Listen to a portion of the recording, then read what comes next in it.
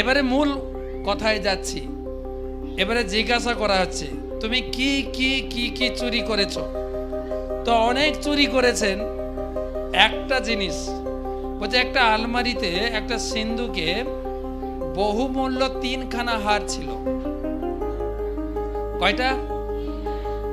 50-50 ভাগ হবে। হারটাকে ভাগ করবে কি করে? ওই জন্য আমি একটা রেখে দিয়েছি আর দুটো নিয়েছি।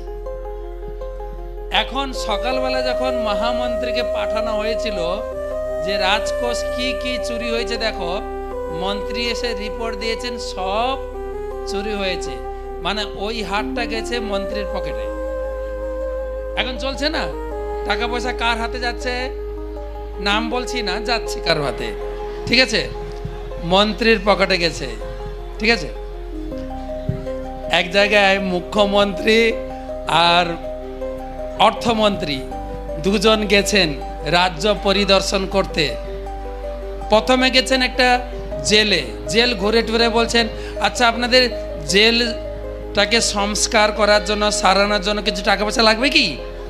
জেলার সাহেব বলছে, না স্যার আমাদের সব ঠিকঠাক আছে। তখন মুখ্যমন্ত্রী বলছে, আরে দিতে চাইছি, কিছু নেন তো। আচ্ছা স্যার দেবেন যখন 5 লাখ টাকা দেন। কত টাকা? 5 লাখ টাকা।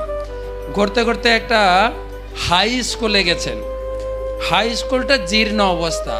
হেড স্যার যখন দেখছেন অর্থমন্ত্রী আর মুখ্যমন্ত্রী, ও তো আকাশ থেকে পড়েছে, দৌড়ে গেছেন স্বাগত জানানোর জন্য। তারা বলছেন আমরা একটা স্কুলটা দেখে নিই, তারপরে আপনার অফিসে বসবো। পুরো স্কুল ঘুরে টুরে অফিসে বসছেন। অর্থমন্ত্রী জিজ্ঞাসা করতেন, স্যার আপনার স্কুল সংস্কার সারানোর জন্য কিছু টাকা পয়সা লাগবে, আমরা এসছি, অনুমোদন করব। শোনেই তো হেডমাস্টারের চোখে জল। কি বলবো স্যার, টাকা পয়সার অভাবে জানলা দরজা সারাতে পারছি না, ছেলে মেয়েদের বসার সিট বেঞ্চ হাই বেঞ্চ নেই, তারপরে স্কুলটা রং করতে পারছি না, তাই 15টা সিট খালি আছে, শিক্ষকও নিতে পারছি না।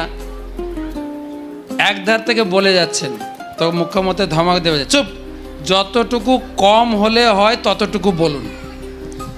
স্যার 50 লাখ টাকা দিন। কত লাখ? এই লিখো। স্কুল কত ছিল? স্কুল কত ছিল? 50। জেল কত ছিল? জোরে 5। এবারে ফিরে গেছেন সংসদে, ওখানে গিয়ে বাজেট পাস হচ্ছে। বাজেট পাস হচ্ছে। স্কুলের জন্য 5 লাখ টাকা, জেলের জন্য 50 লাখ টাকা। কথা ঠিক বললাম কি? তো অর্থমন্ত্রী জিজ্ঞাসা করছেন মুখ্যমন্ত্রীকে, স্যার বাজেটটা উল্টে গেল না? কথা ছিল 5 লাখ জেল, 50 লাখ স্কুল, কিন্তু মুখ্যমন্ত্রী বাজেট দিচ্ছেন যে 50 লাখ জেল, 5 লাখ স্কুল। তো অর্থমন্ত্রী জিজ্ঞাসা করছেন, স্যার বাজেটটা উল্টে গেল। চুপ করুন, আপনি যদি এর মর্ম বুঝতেন তাহলে আমার গদিতে আপনি বসতেন। বলছে মানেটা বুঝলাম না। মানে বুঝলেন না? আমরা পড়াশোনা করে চলে এসে আর কোনোদিন স্কুলে যাব না, কিন্তু জেলে যেতে গেলেও যেতে হতে পারে, জেলটা একটু সাজিয়ে রাখি। হচ্ছে কি না? হচ্ছে কি না? তো 3টা চেনের ভিতরে একটা চেন ঢুকেছে মন্ত্রীর পকেটে। তো ও রিপোর্ট দিচ্ছে যে একটা আলমারিতে একটা সিন্ধুকে 3টা বহুমূল্য হার ছিল, 2টো নিয়েছি, একটা ছেড়ে দিয়েছি, কেন ওটা ভাগ করতে পারবো না তো। তখন মুখ্যমন্ত্রী কি বলে, মহামন্ত্রীর দিকে তাকাচ্ছেন। রাজামশাই বলছেন, মহামন্ত্রী আচ্ছা ওখানে কি একটা চেন ছিল? মহামন্ত্রী কি বলবে এখন? মাথা নিচু, মাথা নিচু। তখন মহামন্ত্রী ঘোষণা দিলেন যে আমাদের ভিতরেই চোর, আমাদের মহামন্ত্রী মেন চোর। আজ থেকে আমি ঘোষণা দিচ্ছি, এই মহামন্ত্রীকে তার মন্ত্রিত্ব পদ থেকে বরখাস্ত করলাম এবং সেই পদে এই চোরকে আমি বসালাম। চোর সত্যি কথা বলতে গিয়ে আজকে মহামন্ত্রী হয়ে গেল। হরিব। সাধুর একটা কথা শুনুন, অনেক কথা আলোচনা হবে, যদি একটা কথা জীবনে প্রয়োগ করতে পারেন, চোর যদি মহামন্ত্রী হয়, আমরাও ভগবত ধামে যেতে পারবো। এই ফটো ক্যামেরা এসে গেছে।